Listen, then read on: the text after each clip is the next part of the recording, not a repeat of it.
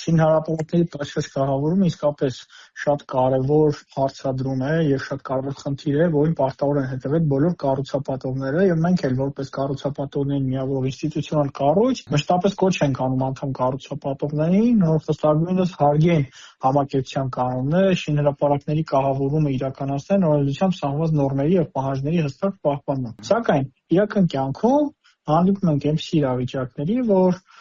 իրավական ակտերով սահմանված կարգավորումները շատ հաճախ հնարավոր չի լինում իրականության մեջ ռեալիզացնել։ Եվ մշտապես մեր հարցադրումը բարձրաձայնել ենք թե քաղաքաշինության կոմիտեի գործընկերների հետ հանդիպումներում, թե շրջակա միջավայրի նախարարության գործընկերների հետ հանդիպումների շրջանակներում, թե Երևան համայնքի գործընկերների հետ, որ մենք եւս ողջունում ենք, կողմ ենք եւ պատրաստական ենք, որ այո, պետք է շինհրապարակներում պատշաճ կահավորանք լինի, այդ թվում փոշեկլանիչ ցանցերի եւ փոշեկլային ցանցերի մասով ի նպաստ շրջակա միջավայրի անվտանգության պահպանման, փոշու հնարավորինս քիչ արտանետումների կոնտեքստում։ Բայց այդ ամեն ինչը պետք է անել նպատակային, բովանդակային առումով, ոչ թե այն, ինչ այսօր կատարվում է, իսկ այսօր կառուցապատողները ուղղակի տուգանքի առարկա չդառնալու մոտիվով տարված, չցանկանալով տուգանվել, փոշեկլային ցանցեր են փակցրել, որոնք ըստ էության չեն ծառայում բուն նպատակին։ Իսկ բուն նպատակն է պայքարել փոշու դեմ։ Սակայն քաջ գիտակցում ենք, հասկանում ենք, որ այդ ցանցը, որը միլիմետրեր է, իր մեջ միլիմետրերի անցքեր է պարունակում, տասնյակ անգամ ավելի կամ հարյուրավոր անգամ ավելի աչքով ոչ տեսանելի փոշու միկրոբները կարող են այդ ցանցի միջոցով հանգիստ շարժ ապահովել շինհրապարակից դեպի ընդհանուր օդի հատված մթնոլորտ։ Եվ սա խնդիր է, որ մենք էլ ենք բարձրացրել, որ հարգելի գործընկերներ, եկեք միասին համատեղ ջանքերով նստենք կլոր սեղանի շուրջ, քննարկենք եւ հասկանանք, թե որն է դրա արդյունավետ լուծումը, միջազգային փորձը հաշվի առնելով, այլ երկրների լավագույն օրինակները, այսինքն սա քաղաքային իշխանությունների այս դիսկուրսում պետք է շինհրապարակներում պատշաճ կահավորանք ապահովել, մենք եւս ողջունում ենք, բայց այստեղ կա գլոբալ մյուս խնդիրը։ Խնդիրը նրանում է, որ վարչահայություն իրականացնող հանրային ծառայողները, համայնքային ծառայողները, պետական ծառայողները իրականացնում են տարբերակված մոտեցումներ։ Պայմանական օրինակ, մի տեսուչ մտնում է շինհրապարակ, որակում է, որ այսինչը պատշաճ կահավորանք չի, որովհետև այս պարամետրերը ապահովված չէ, կառուցապատողը շտկում է այդ խնդիրը, հաջորդ անգամ մեկ այլ տեսուչ է մուտք գործում շինհրապարակ ու հերթական իրարամեջ տարբերակված հերթական անգամ այլ հանգամանքի վրա է ուշադրություն հրավիրում եւ էլի տուգանում կառուցապատողին։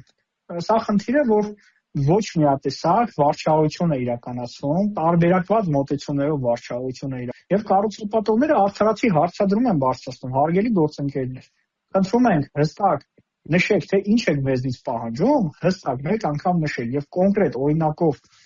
եկեք միասին հասկանանք ինչ եք մեզնից ուզում, հասկանանք դա հնարավոր է իրականության մեջ իրականություն դարձնել, թե ոչ, դրանից հետո բոլորս շարժենք այդ խաղի կանոնով։ Սա է կառուցապատողների արդարացի ցիտումը, արդարացի խոսքը, արդարացի մեջբերումը կառուցապատողների համայնքի դժգոհության, որ եկեք միատեսակ վարչահայություն կիրառեք։ Մեկ, երկրորդ, եկեք հնարավոր լուծումներ առաջադրենք, որ հնարավոր լինի կարողանանք իրական կյանքում դա իրականություն դարձնել, չմնա գրված ինչ-որ մի փաստաթուղթ, այլ իրականության մեջ ռեալիզացնելու հնարավորություն ունի։ Եվ երրորդ, նոր խաղի կանոններ, խիստ կանոններ, որ ցանկանում եք սահմանեք նոր սկսվող քաղաքաշինական ծրագրերի մասով, իսկ այն քաղաքաշինական ծրագրերը, որոնք ընթացքի մեջ են կամ ավարտի փուլում են գտնվում, դրանց նկատմամբ մի սահմանենք այնպիսի պահանջներ, որոնք ըստ էության բնորոշ են օրինակ հողային աշխատանքների կատարման փուլին։ Սա այնպիսի պահանջներ, որոնք բնորոշ են օրինակ երկաթբետոնյա կոնստրուկցիայի կառուցման փուլում փոշու պաշտպանության դեմ ուղղված միջոցառումներին։ Սահմանի տվյալ փուլին բնորոշ միջոցառումների պահանջ։ Պայմանական շենքը 16 հարկանի շենքը երկաթբետոնյա աշխատանքները կոնստրուկցիան արդեն կառուցվել, ավարտվել է, սակայն այդ շենքը պետք է եւ այլևս փոշու արտանետման որևէ բան չկա, պատուհանները տեղադրված են շատ հաճախ, բայց այդ շենքը պետք է նորից փոշեկլանից ցանցով պատվի։ Ու այստեղ կորումը բովանդակություն, այսինքն ձևական պահանջը պահպանելու նպատակով կառուցապատողները ստիպված կրկին պատում են, թաղանթապատում են շենքը փոշեկլանից ցանցով, բայց սա կրում է ընդհանրապես ձևական բնույթ։ Եվ մեր կարևորության կոչը ողջունում ենք այս նախաձեռնությունը, արդեն տևական ժամանակ է մենք էլ մեր անդամ կառուցապատողներին մշտապես հորդորում ենք պահպանել հրապարակի կահավորման կանոններ, այդ թվում փոշեկլանիչ ցանցերով տեղադրումը ի նպաստ շրջակա միջավայրի անվտանգության, էկոլոգիայի հանդեպ հարգանքի, սակայն պետք է այս ամենը արվի բովանդակության մեջ։ Այսինքն չստեղծվի մի իրավիճակ, որ ինչպես որ այժմ է, որ շատ հաճախ շատ կառուցապատողներ ուղղակի ձևական պահանջը պահպանելու համար, որպեսզի չդառնան տուգանքի մատերիալ, ստիպված պատում են, թաղանթապատում են շինհրապարակը, արդեն կառուցված գոյություն ունեցող շենքը, կանգուն շենքը, եւ սա ըստ էության ոչ այլ ինչ է, քան ձևական պահանջի պահպանում, որպեսզի համայնքային ծառայողը տեսուչի երբ ամեն անգամ մուտք գործի շինհրապարակ, գոնե տեսնեն, որ այդ պահանջը կատարված է։ Բայց մեր խնդրանքը, մեր կոչը, թե քաղաքաշինության կոմիտեի գործընկերներին, թե շրջակա միջավայրի նախարարության գործընկերներին եւ թե Երևան համայնքի գործընկերներին, որ համատեղ ջանքերով քննարկումների ու երկխոսության արդյունքում կարողանանք հանգել լավագույն լուծումներին, որից կշահի թե պետությունը, թե համայնքը, թե սպառողը, քաղաքացին եւ թե տնտեսվարողը ունենալով կայուն իրավական միջավայր կանխատեսելի պայմաններով խաղի կանոններում գործելու հնարավորություն։ Պարոն Գրիգորյան, դուք էլ ձեր խոսքում նշեցիք, որ առաջարկվող ըստ էության չափանիշները հստակ չեն։ Այդ դեպքում, եթե այս փուլում հստակ չեն, եթե վաղը որոշվի, որ այդ շինթույլտվության երկարաձգման արտոնություններից զրկելու են, բա ինչ չափանիշներով են որոշելու այդ կառուցապատողը համապատասխանել էր իրենց պահանջներին, չէր համար այդ լրացուցիչ չարաշահումների ու խնդիրների շատ ճիշտ հարց եք տալիս, որը իսկապես այո, այսօր լուրջ խնդիր է եւ մի այսպիսի դիպուկ խոսք կա, որ հանրային իշխանության մարմինների կողմից իրականացվող խստացումները պետք է ծառայեն նպատակի եւ չլինեն այն աստիճան, որ արդեն հակառակ էֆեկտ առաջացնեն։ Այսօր աստիճանաբար նկատում ենք, որ պետության կողմից վարվող քաղաքականությունները գնում են նրան, որ միայն ունեն խստացվող եւ պատժիչ բնույթի քաղաքականություններ են գնում, որոնք աստիճանաբար հանգեցնում են մի իրավիճակի, որ պարզապես բիզնեսի ախորժակը փակվում է։ Նոր ներդրումային ծրագրեր իրականացնելու գրավչությունը էականորեն ընկնում է։ Եվ եթե վարչահարական այս խնդիրները տարբերակված մոտեցումները, միասնական մոտեցումներ ձևավորելու ուղղությամբ աշխատանքներ չիրականացվեն, տարբերակված մոտեցումներ լինեն, վարչահարության կամայականության արգելքի սկզբունքը շրջանցվի այսպես շարունակ,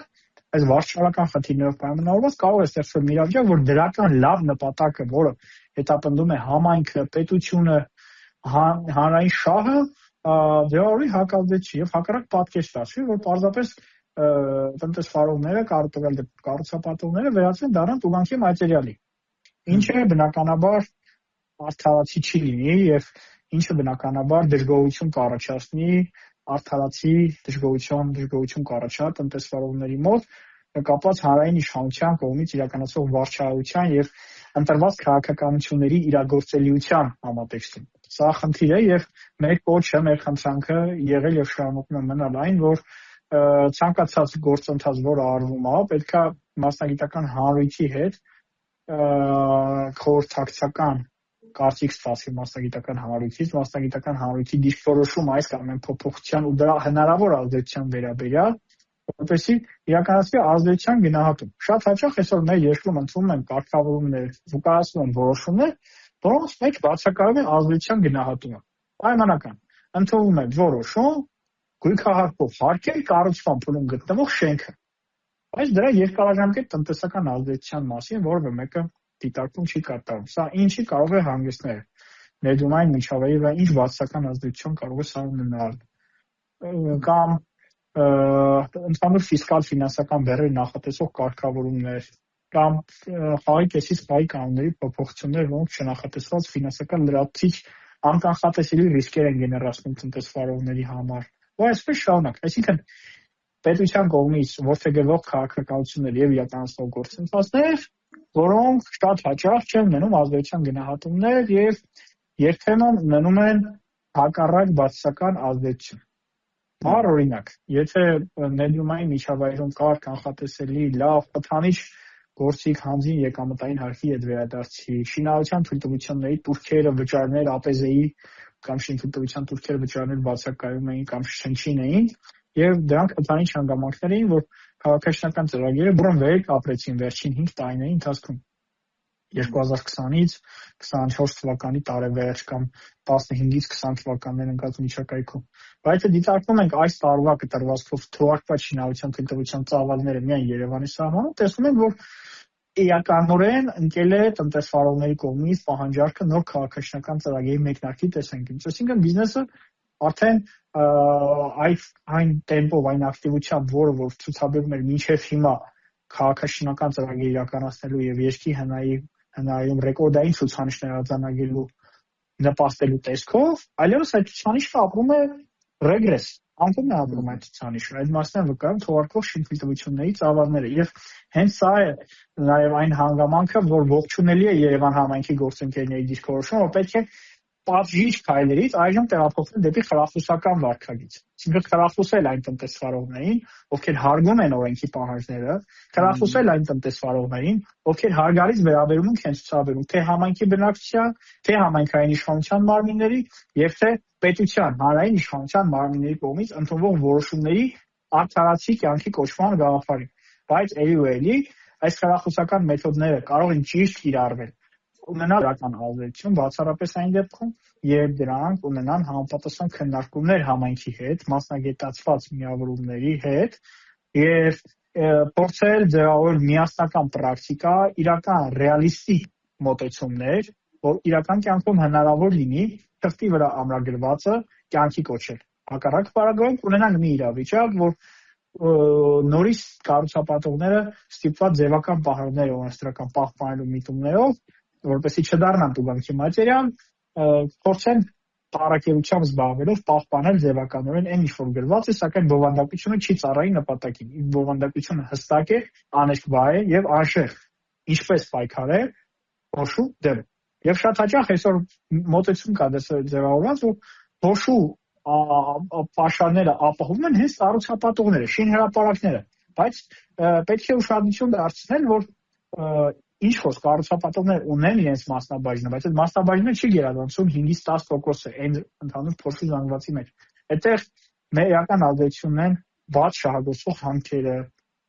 Երևանամերձ գոտիներից քամու միջոցով Երևան հասնող փոշին, այլ վայրերից, այլ երկրներից քամու միջոցով Հայաստան ներթափանցող փոշու զանգվածները եւ ընդհանուր մինչև մեր կողմից կատարվել են մի քանի փորձնական էքսպերիմենտալ ուսումնասիրություններ, օրինակ Երևանի Արվարձանում, Երևանի դարպասների մոտ փոշու չափից սարքով փոշու ազդեցությունը, թե ինչքան է օդի մեջ փոշին, եւ ընդհանուր եղել են դեպքեր, որ նույն օրը, նույն ժամին, նույն րոպեի ընթացքում Երևանի փոքր կենտրոնում ավելի քիչ փոշու պարունակություն է արձանագրվել օդի մեջ, քան մեր Երևանի դարպասների մոտ։ Եվ սա եւս վառ վկայությունն է առ այն, որ սա մի անգամ չէ, բազմաթիվ անգամներ այս օրինակի էքսպերիմենտը կատարել ենք, եւ սա վառ վկայություն է առ այն, որ կառուցապատումը չէ, որ ձևավորում է, գեներացնում է փոշու ամբողջ խնդիրը։ Կառուցապատումը ինչ խոսք ունի իր մասնաբաժինը, բայց այդ մասնաբաժինը շատ փոքր տոկոս է կազմում, 5-ից 10%, իսկ մեծ մասը առողջի բաժինը ինքնում երկրի տնտեսական կյանքում ակտիվ գործունեություն ծավալող տնտեսության մյուս ճյուղերին, այդ թվում հանքերին։